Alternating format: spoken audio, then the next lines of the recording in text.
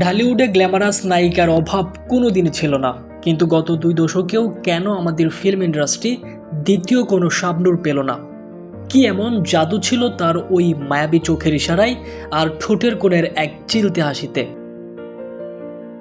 আজ দ্য মামুনস মাইকে আমরা জানব ঢালিউড কুইন শাবনূরের সেই অপ্রতিদ্বন্দ্বী সাম্রাজ্যের গল্প, যা আজও কেউ ভাঙতে পারেনি। 90 দশকের শুরুতে চিত্রনায়িকা শাবনূরের পথ চলা শুরু হলেও তিনি নিজেকে অন্য উচ্চতায় নিয়ে গেলেন সালমান শাহের সাথে জুটি বেঁধে।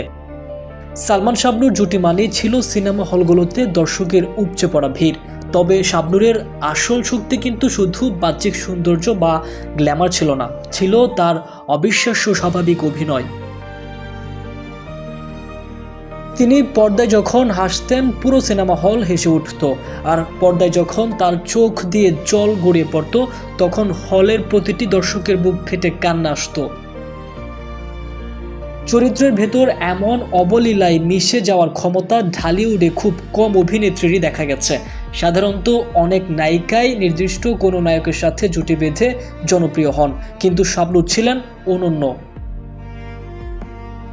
সালমানের অকাল প্রয়াণের পর অনেকেই ভেবেছিলেন শাবনূরের ক্যারিয়ার হয়তো থমকে যাবে, কিন্তু তিনি প্রমাণ করলেন গল্প আর অভিনয় ভালো হলে তিনি একা 100।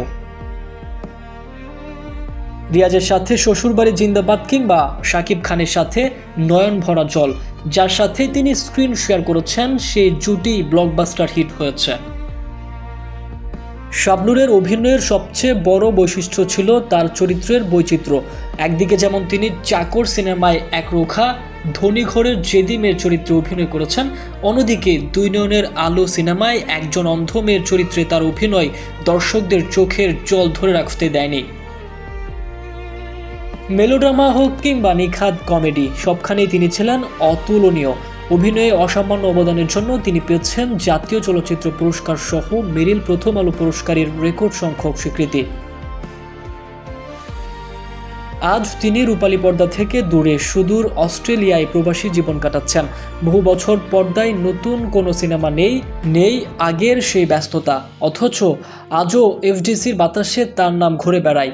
আজও নতুন কোনো নায়িকা এলে তার সাথে শাবনূরের তুলনা করা হয়। শাবনূর আসলে শুধু একজন নায়িকা নন, তিনি আমাদের কৈশোর আর যৌবনের এক টুকরো রঙিন আবেগ।